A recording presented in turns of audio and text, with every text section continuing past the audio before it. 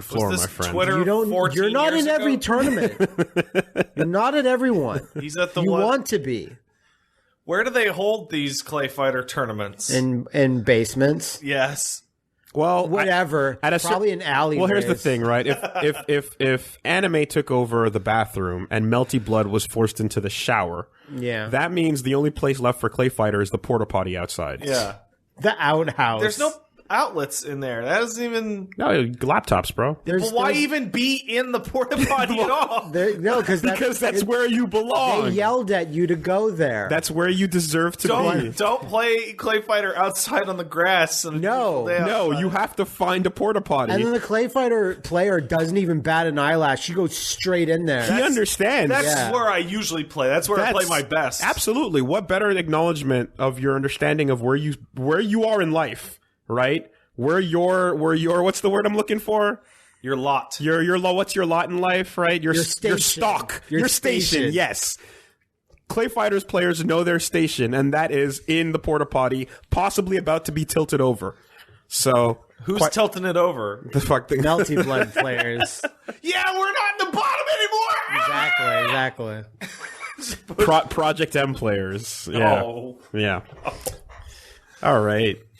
Can we Project and this idea of all the Project M players being in straitjackets pushing a porta potty over with their shoulders. It'd be hard. Yeah.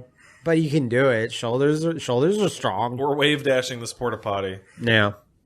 And like the question is do you jump out of the porta potty as the clay fighter player, or do you just let the mess drizzle down over you as you continue? This is my optimal environment. You can't drop the set. You can't drop that clay fighter combo. You can't drop the set, bro. You gotta hold in there, all right? Yeah. Like you're fucking, you got your ground game pressure going on, and with Ichabod Clay in the corner, you're locking it down, and then so what? A bunch of there's distractions all over. A bunch of collected diarrhea. If you let human fecal matter get in the way of a win, you didn't deserve it. You didn't deserve that win. You know, this reminds me of, I forget which Jackass movie, but you remember the porta potty bungee cord? I remember something along those lines. They strap a full porta potty and they throw Steve-O in there, and they hook it up to a bungee cord and they strap him in. Was he playing Clay Fighter? No. Then why are we talking about it? Because it's so much worse than you would actually expect. Didn't they have a camera inside? Hell yeah, they did. Yeah. Like, you think it's going to be bad? It's like 10 times as bad as you would think. Don't tip people over when they're in the porta potties, especially not when they're, going to fall off cliffs. Unless they're playing a fighting game you don't like. Yeah. You've never seen a pop off until you've seen it inside of a porta potty. Yeah, there's not a lot of room. Shoulder to shoulder with somebody. But it's intense. Is there even room in there for shoulder to shoulder? Yeah. Right? With liquid shit piss raining down on you. Dude, you've never seen a pop off. You know, for new fighting for new podcast listeners, today has been one of the ultimate, stop listening to this podcast. We started late, then it's incomprehensible fighting game lingo and games that nobody knows about, followed by just nonstop piss and shit all over you. That's the natural path, though. So if you made it this far, you're good. Don't Lateness, fighting game talk, shit, fecal matter. Fecal matter in your mouth. Yeah. If you made it this far and you haven't turned it off yet. That's the FGC. Well, yeah? according to certain eSports people, that's what the FGC is. There's some bullshit that went on this week. Oh, what's that? Yeah. Tell me about this bullshit. I only caught a whiff. I only caught a whiff of this. All I know is I'm scrolling down Twitter. I go, huh, and then it's James Chen just suck my balls with 1,000 retweets. Yeah, I don't. It's a long ass dumb thing, and I didn't follow all of it, but the depth that I cared to go into was that. You wanted you wrist depth? Just enough to get the palm in there? Because Willie's looking at the little markers on the pool that say how deep it goes, and he's like, I'm going there, but I'm not going there. It's just so frustrating. Mm-hmm. It's just too... And why? Richard Lewis, the guy that is involved with E-League, just basically came out, and there was this Twitter conversation, and the gist of it was that more or less the FGC... as a collective outside of pros are a bunch of smelly weebs that get together, and their tournaments are holding back the elite televised invitationals that we can have. How could they possibly hold them back? And basically, it's the idea that the pros with their sponsorships could be more esports, and they could earn, and they could not for their association with these unwashed droves, and that the idea that I'm not going to dispute the unwashed weeb part. Yeah, no, he's completely right. Fighting game attorneys are fucking ghetto dirty shit. And the core of what set a lot of people off, besides. You smell. That's a really core insult. Smelly weeps notwithstanding. Cuts to my soul. The main thing was also if sponsors could get their players more guaranteed screen time without the risk of their sponsored players. What was it? Getting outed by a fluke in pools. Then we could take these esports. We could make it esports kind of thing. We could take it to the next level. I can see exactly why that would yes. So the complete misunderstanding of the fucking fighting game community in looking at a sponsored player getting eliminated in pools as a fluke, that mentality shows you it just everyone was starting to get along. Everyone was starting to get along, right? FGC and eSports were starting to come hand in hand. We were kind of watching things happen in a way where it's like, it's on TV. Back. You know what? At the end of the day, people were falling off to the side, but it happened. A top player in Overwatch and a top player in Street Fighter V are both wearing a sponsored ass shirt that looks, cool. You know what I mean? Echo Fox and all these other teams coming together and names, whatever. But things like this just draw that line and show you no. The problem is that the person that's in charge, when someone of influence that's in charge of something like E-League has the viewpoint that, they don't understand the part where before and after these major televised tournaments, those same pro players are in that unwashed weeb pile. Yes. That's where they want to be. They back. They wash up to put the sponsorship on. They come from that pile where you crawl out. You cut your teeth by beating everyone, and then they go back to that because that's the core of what the community is. Here's the thing, and they seem to think that there's this line of skill born in a white room, closed off from everybody, and then as soon as they exit that room, they put on the jersey and become a pro, and they just walk on air above the community. See, what's interesting about this is this, I remember a long time ago, back before FGC got esports at all, there was a lot of talk about MLG and Halo and Counter-Strike, and it always seemed even in Korea, it was,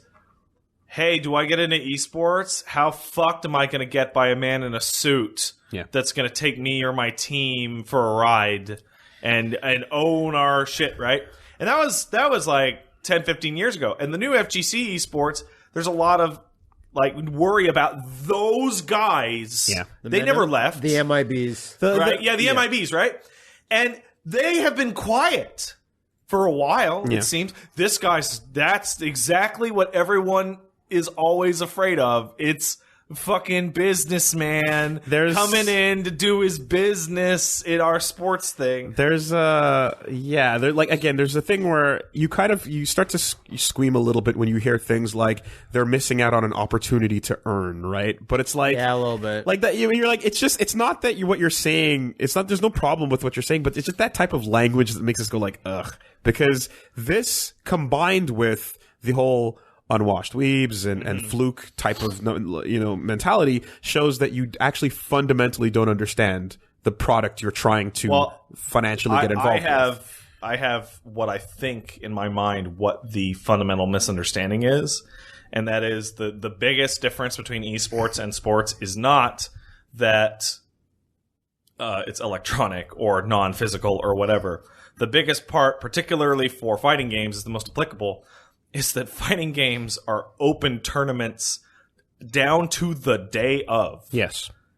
There is no goddamn real sport that lets a dude walk in off the fucking street and say, I'm going to fight GSP in pools. If a basketball game is going on, someone from the crowd just can't get onto the court. Of course. Would it make it a more exciting game? Yes, absolutely. But that's it, right? Those are the rules. Exactly. And those are sponsored players that are on the court. And because that's the way that like the NBA and the NFL and all these major leagues have run for a while, and that's the like huge televised opportunity situations that you get from having a league, they look at it as like, again, an upper untouchable echelon, you know, of player that comes from a completely different place. Like there's a combine that you go through, and then you know what I mean. Well, and I think it's this whole thing, and a lot of first person shooters and a lot of MOBAs have run that way for a while now, and fighting games always prides itself, and at least the FGC has prided itself on the idea that like you come through and you go through the bracket and you face anybody who wants a shot at it along the way. I can understand this guy's way of thinking because he looks at the way sports are run and he looks how fighting game things are won. Yeah. And ideally, if you're trying to run a business, okay, your teams are individuals, maybe 3-guy teams, maybe 5, whatever. But the fact that EVO is still a completely open fan-run tournament, and it's the number one, even bigger than Capcom, that's absurd because that event should be A, smaller, and B, it should be the actual minor leagues that you farm players from to go to the sponsored events where only sponsored players are invited, and there's no big upsets, and everybody gets a certain amount of matches, and maybe it's even run round robin so that everybody, because like look at football, right? Look at baseball, look at hockey. They sell. You say I want to see the Canadians, right? How many games of the Canadians do I want to see? I want to see 100 games. Let's say 50 games. How many games are there a year? 50, whatever. Sure. I buy my fucking tickets for my 50 games. Guess what? I get to see my 50 games. Say I want to see Daigo play, and Daigo has a bad year, and Daigo gets knocked out of every tournament in pools, and I never actually see Daigo on TV once. I really like the idea of I bought tickets to Daigo. Yeah.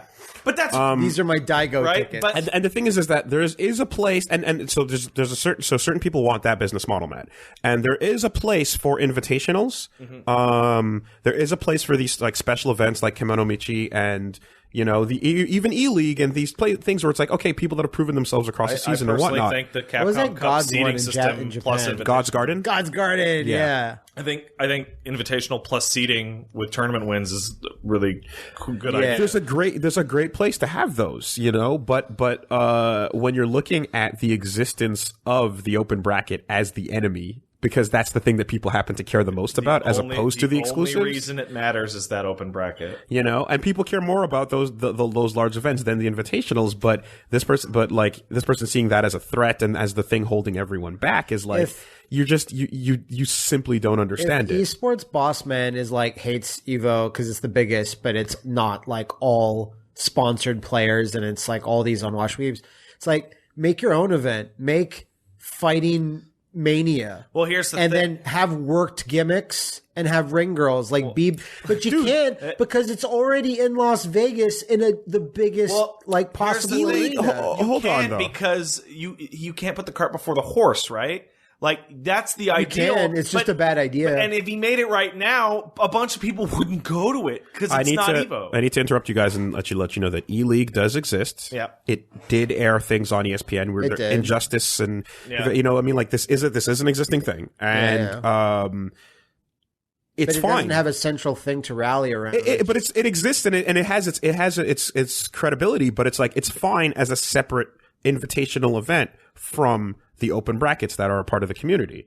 But no, there are other sports that there are other sports that sort of emulate this. And one that gets compared a lot is poker, you know, because there's games like that where like you walk in and if you win at poker, any gambling really, you're open. Yeah. You're in an open bracket games. And you make your way through to the top, you know, and the people that tend to win they eventually become known players. Yeah. But it's because they came from the bottom all the way through each time. And, we basically just have that same fundamental, like, core principle and value that's appreciated. So if you're looking at it from the point of view of, earnings, all you want is those sponsored jerseys in front of a camera as much as possible. Yeah. And so every time two unsponsored players are on stream, it's seen as a loss of earning opportunity. It is a opportunity cost. Yeah. Is the specific word. And so like that there's a certain point in time where you're just like, oh, it's like it's likening. It reminds me of the loot box situation where it's like, if the bottom line is profitability and nothing else, then absolutely you loot box and get people with gambling addiction issues to spend as much money as possible to make as much money as you can. But there's a level of like, I don't want to say integrity, but there's a core that goes beyond the profitability that the people participating in this thing tend to care about, and it's the reason why they're participating. And if that doesn't align with your monetary incentives, then you're just not compatible. It is really tough to explain to business money man that there are situations. It's the same thing of companies are supposed to they're not supposed to create profit. They're supposed to create value, right? And that distinction is nebulous and tough to explain even to everybody, right? Because value is tough to measure, right? And that's what your stock price is supposed to be, right? So say you have two unsponsored players, you're not creating any money by having them be watched, right? But if one of those players is, say, I don't know, Flo, and he's talking shit to the 6-year-old child that he's fighting and wrecking him, and the child cries and runs away, that didn't create money, but it did create value to the event and the sport in general. And eyeballs are going to tune in for that. Here's a really good example, but it's almost in reverse. People don't like it, but it's still a move that can work when celebrities go to WWE and have a big, dumb one pay-per-view match. That's a spot that should be taken by a wrestler who has earned it, not Jay Leno or Karl Malone or Floyd Mayweather or whatever. Yeah. So people hate that, and you'll see Smarks just be like, well, he didn't get on the card because it was taken up by a celebrity, but a celebrity is an event where mainstream media points at it and looks.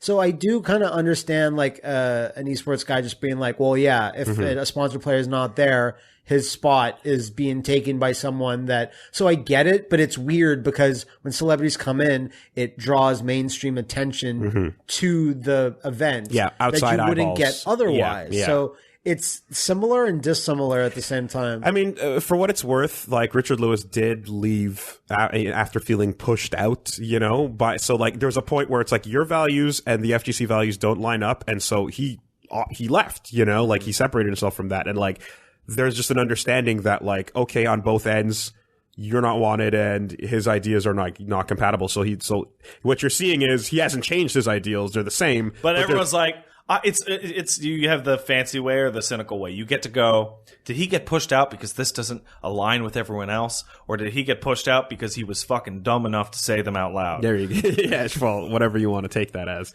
One thing remains true, and one thing that is fucking standing today is that Mike Ross is the J. Cole of the FGC. This motherfucker has been like, everyone is just going like, look at the profit, Mike from not too long ago, basically going, nah, though, esports though, you don't understand. And every time something like this happens, everyone's gonna go, fuck, let's go read the scripture. I feel Mike Ross, verse, book 3, verse 2.